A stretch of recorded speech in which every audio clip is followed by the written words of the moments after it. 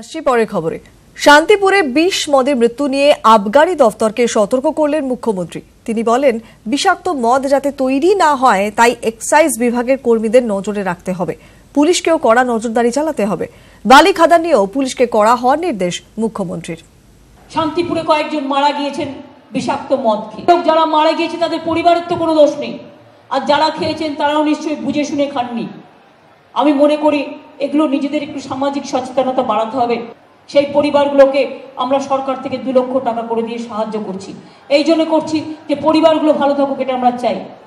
আর আমি পুলিশ প্রশাসনকে এবং এক্সাইজে যারা কাজ করে, এই যে আপনাদের আমি আগেই বলছিলাম 1% হলেও এখনো পড়ে আছে, যারা এখনো বসে বসে এই সব কাজগুলো করে, আমি মনে করি আপনাদের রাখা হয়েছে এই কাজগুলো দেখবার জন্য, যাতে ভেজাল মদ বিক্রি না হয়।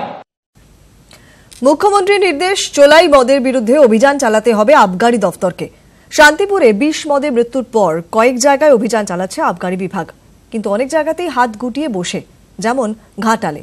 নিউজ 18 বাংলার এক্সক্লুসিভ রিপোর্ট।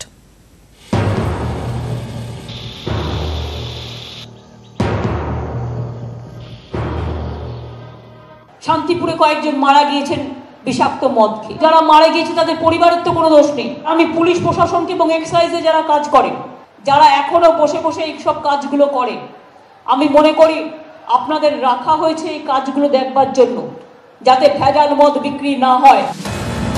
শান্তিপুরে বিষ মদে মৃত্যুর পর সতর্কবার্তা মুখ্যমন্ত্রীর, বৃহস্পতিবারের পর শুক্রবার। কিন্তু তাতে যে সব জায়গায় কাজ হচ্ছে না সেটা স্পষ্ট ঘাটালের ছবিতে। ছবিটা বৃহস্পতিবার রাতের।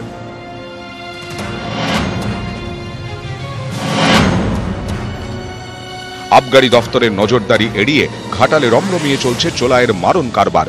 ঘুটঘুটে অন্ধকারের মধ্যে ঘাটালের বেশ কিছু পঞ্চায়েত এলাকায় ঘরে ঘরে চলছে চোলাই তৈরির কারবার। রাতের অন্ধকারে শুরু হয় কাজ, চলে ভোর পর্যন্ত। কোন কোন এলাকায় চোলাই ব্যবসার রমরমা? ঘাটাল পঞ্চায়েত সমিতির দীর্ঘগ্রাম বরকতিপুরের বিভিন্ন গ্রামে চলে ব্যবসা। দলুইপাড়া, ভাড়াপাড়া, পণ্ডিতপাড়া, খাঁপাড়া, মণ্ডলপাড়ার অধিকাংশ বাড়িতে চোলাই মদ তৈরির কারবার। মূলত মহিলারাই এই কাজের সঙ্গে যুক্ত।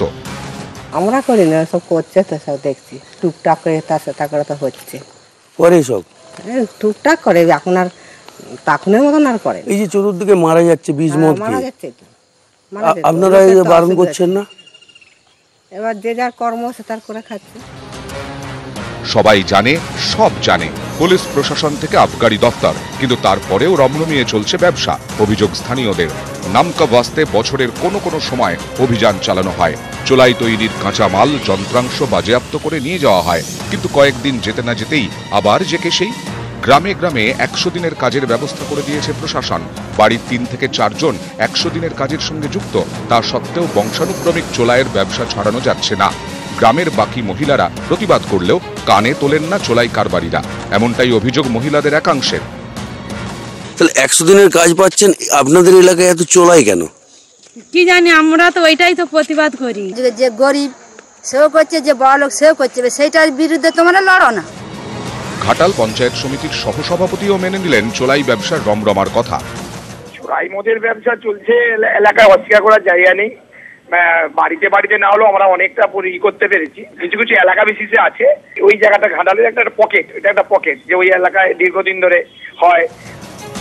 তাহলে সব জেনেও কেন ব্যবস্থা নিচ্ছে না প্রশাসন? আবগারি দপ্তরকে কাঠগড়ায় তুললেন পঞ্চায়েত সমিতির সহসভাপতিও।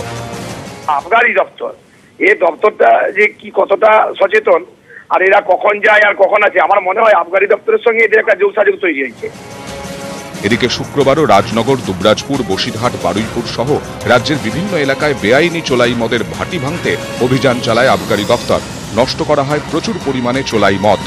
সংগ্রামপুর, তমলুক, শান্তিপুর চোলাইয়ের মারণ ফাঁদে প্রাণ হারানোর তালিকা দীর্ঘতর হচ্ছে, কিন্তু মানুষের যে হুঁশ ফিরছে না তা যেন ফের একবার চোখে আঙুল দিয়ে দেখিয়ে দিল ঘাটাল।